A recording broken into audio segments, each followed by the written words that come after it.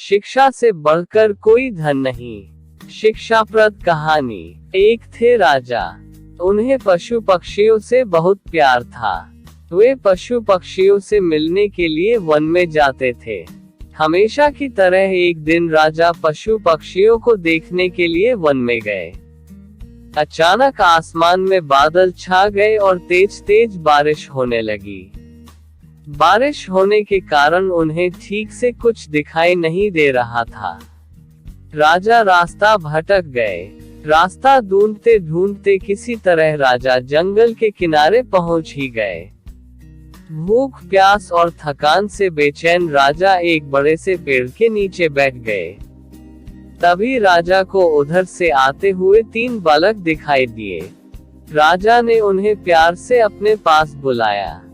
बच्चों यहाँ आओ, मेरी बात सुनो। तीनों बालक हंसते खेलते राजा के पास आ गए।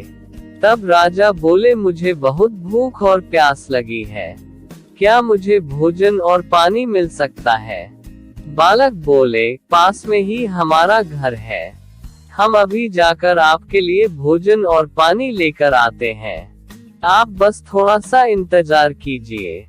तीनों बालक दौड़कर गए और राजा के लिए भोजन और पानी ले आए। राजा बालकों के व्यवहार से बहुत खुश हुए। वे बोले, प्यारे बच्चों, तुमने मेरी भूख और प्यास मिटाई है। मैं तुम तीनों बालकों को इनाम के रूप में कुछ देना चाहता हूँ।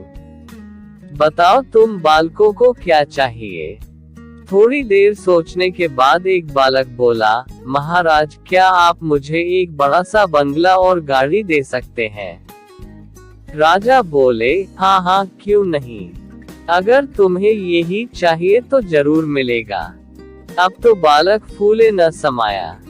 दूसरा बालक भी उछलते हुए बोला, मैं बहुत गरीब हूँ, मुझे धन चाहिए, जिससे मैं भी अच्छा खा सकूं, अच्छे कपड़े पहन सकूं और खूब मस्ती करूं। राजा मुस्कुराकर बोले, ठीक है बेटा, मैं तुम्हें बहुत सारा धन दूंगा। ये सुनकर दूसरा बालक खुशी से झूम उठा। भला तीसरा बालक क्यों चुप रहता? वह भी बोला, महाराज, क्या आप मेरा सपना भी पूरा करेंगे? मुस्कुराते हुए राजा ने बोला, क्यों नहीं, बोलो बेटा, तुम्हारा क्या सपना है? तुम्हें भी धन दौलत चाहिए? नहीं महाराज, मुझे धन दौलत नहीं चाहिए, मेरा सपना है कि मैं पढ़ लिख कर विद्वान बनूं। क्या आप मेरे लिए कुछ कर सकते हैं? तीसरे बालक की बात सुनकर राजा बहुत खुश हुए।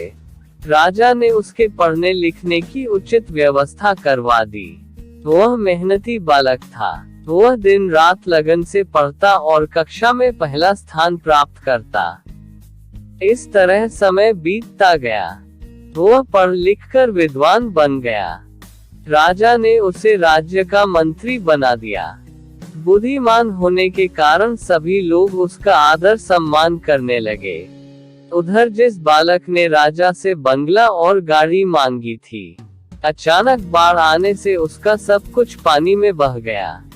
दूसरा बालक भी धन मिलने के बाद कोई काम नहीं करता था, बस दिन भर फिजूल खर्च करके धन को उड़ता और मौज मस्ती करता था। लेकिन रखा धन भला कब तक चलता?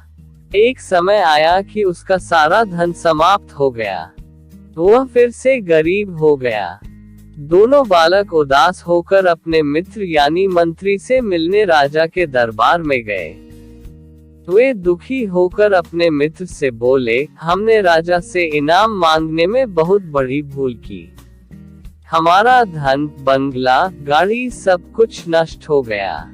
हमारे पास अब कुछ नहीं बचा है। मित्र ने समझाते हुए कहा, किसी के भी पास धन दौलत हमेशा नहीं रहता। धन तो आता जाता रहता है। सिर्फ शिक्षा है जो हमेशा हमारे पास रहती है। धन से नहीं बल्कि शिक्षा से ही हम धनवान बनते हैं।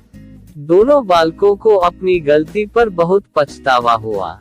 उन्होंने तय किया कि हम भी मेहनत और लगन से पढ़ाई करेंगे और अपने जीवन को सुखी बनाएंगे।